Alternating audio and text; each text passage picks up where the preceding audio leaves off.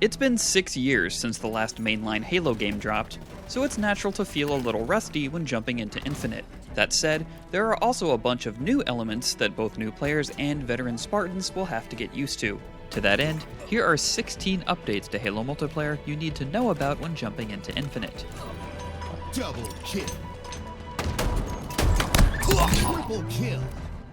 The first one may not be the biggest update, but the inclusion of markers, effectively a ping system, makes communication that much easier, which is a huge help when it comes to winning team-based matches. They're context sensitive, appearing as white if you're pinging a location and red if you ping an enemy. They also automatically populate with the area's name, which is super useful for learning map areas for shorthand communication as you're just starting out.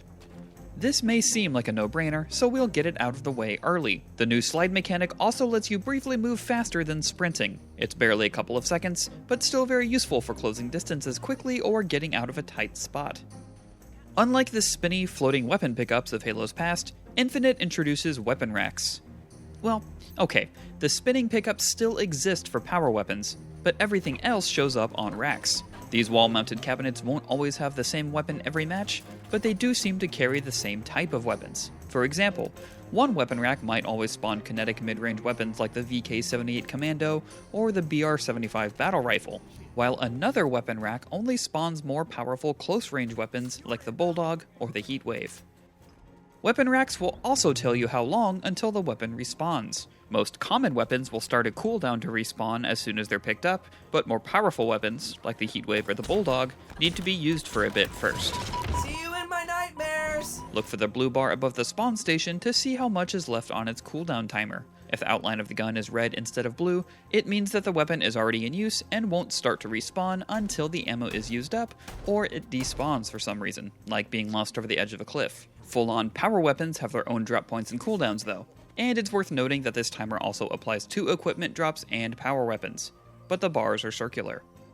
If for some reason you're having trouble finding an equipment rack, or you just want to be constantly changing your loadout around like a madman, you can press down on the D-pad or Z on PC to send out a pulse with your AI scanner.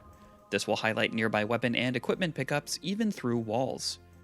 Another small yet super helpful addition is the ability to drop weapons voluntarily. Now you can just hold down Y on controller or V on PC to drop whatever gun you have equipped. But you must be holding 2 weapons in order to drop one. I guess 343 wasn't a fan of slappers only.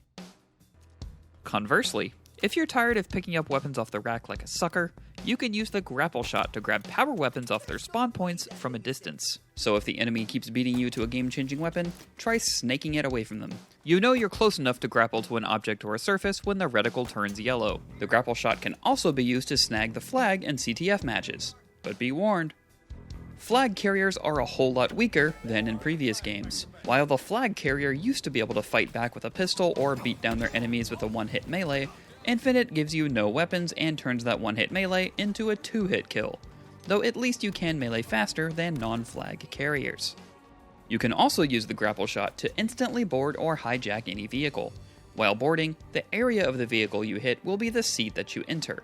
For example, hitting the back of a Warthog will let you instantly climb into the gunner position, while hitting the driver's side will let you instantly drive the vehicle. But be careful. You can grapple into an enemy's passenger or gunner seat without kicking the driver out, and that just makes everything awkward. If vehicles aren't your style when it comes to getting around, why not reach higher ground by super jumping? The all-new repulsor is handy if you need to shove an enemy player or a vehicle away from you, but you can also use it as a makeshift rocket pack by aiming it at the ground and activating it while also pressing the jump button. This will launch you high into the air so you can get to high up places. Other newer updated gear is less about finding alternate uses and more just knowing your way around it. For instance, no longer do you have to use an overshield right when you pick it up. Instead, they now go into your equipment slot and can be activated at any time. So consider waiting until you're in a tight spot to use it. Being damaged while it's active doesn't give you any less protection, so you can even duck behind cover for a couple seconds, use it, and emerge with a massive shield. Don't forget that the new threat sensor can be attached to an enemy or friendly players like a plasma grenade. If you'd rather keep tabs on a specific player, you can aim and shoot a threat sensor to have it latch onto the person, so they'll reveal their teammates as silhouettes on your HUD when they're nearby. Players with a broken shield give off a sparkly trail, letting other players know that they can be killed by one shot from any kinetic weapon. If you see an enemy running around that looks like they're covered in static electricity, prioritize taking them out first. Shock weapons are completely new to Halo, and while they seem to do lower damage to both shields and health than most other weapons, they have the incredibly useful benefit of being able to briefly disable vehicles.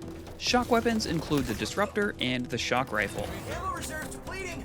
Not all the new equipment is as helpful or reliable though. The new Drop Shield is a handy tool for protecting you from minor damage, but it can also be destroyed in one hit if you know where to aim.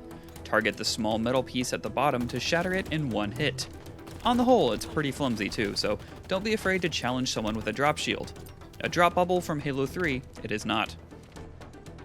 On big team battle maps, you can find hackable doors around the edges that contain weapons and equipment. After holding the confirm button on the podium, you have to stay within 15 meters of it for a few seconds in order for the door to open. If you walk too far, however, it won't start over, so feel free to pace nervously. Of course, those aren't all the updates to how Halo's multiplayer works, but it's definitely the most important stuff for you to know before suiting up for a round of Slayer. You can find our full Halo Infinite guide on IGN, and check out some of our favorite multiplayer moments, or how to unlock the secret Grease Lightning achievement. And for all your other Halo needs, you're already in your one-stop Spartan shop, IGN.